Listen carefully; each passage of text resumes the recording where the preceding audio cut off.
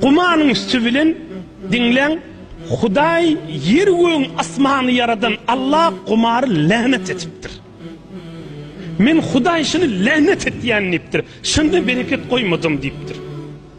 Onun neymiş onu oynayan adam bilye, mülkünü utturuptur.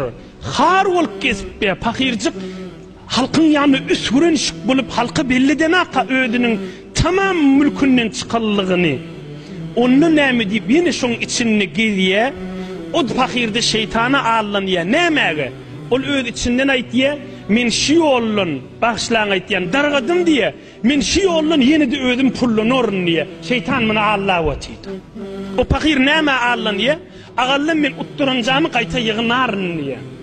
Yığınasan da bereket yok, yine bir tofar adamların hakkı dava. Hudayı utup olacak mı? Resulullah ihtiyacını. Huday Teala arağı haram etti. Haram meşrubi. Pulunu da haram etti. Donudu Allah haram dedi. Satıp pulun almasını haram etti. Maslığı haram dedi iğmesini. Satıp pulun almasını haram dedi. Resulullah ihtiyacı. Yani şonmenin mal köfeliye bereketi yok boluyor. İyiliği yok boluyor. Ve semenul bagyi haramun. Zınan haram etti. Zınatından pul alsa onu da Huday haram etti. Evi de yok, iyidi de yok da. Bereketi yok dedi da. Oğul yiğit zindigiyi de düşündürülmeli. Akıbeti yok, sonu yokluğunu düşündürülmeli.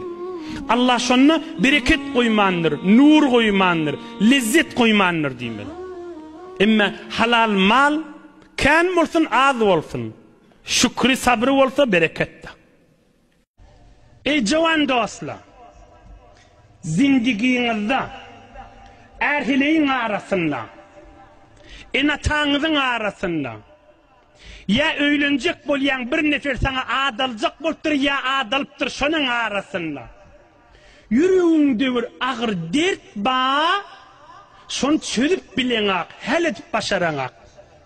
Şonu ödün çözecek bolup, hutkhuri edip öz etin ödün ip günün güymama. Şu derdini bir alim, bir hakıllı emin adam minin geniş. Qaytay deyin. Zindigide her kim özüne öğren müşkili oluyor, birininki ağırrak.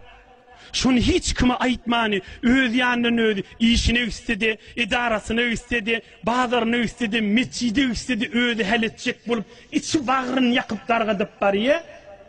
20 yaşında ocura olsa 40 yaşarsın, 40 yaşında 70 yaşarsın, soğabı da yok, bir netice olur. Müşkil olsa, bir önemli, alim, emin adamı geniş. Tarap sana haklaydı bilmese de, hi olmasa şu derdi aydansan yükün yeniliyer. Derdin bölüşen yali olur. Telefon menen aytsan da, huzuri aytsan da, ödün tanıdıp aytsan da, tanıtmayan aytsan da, içinde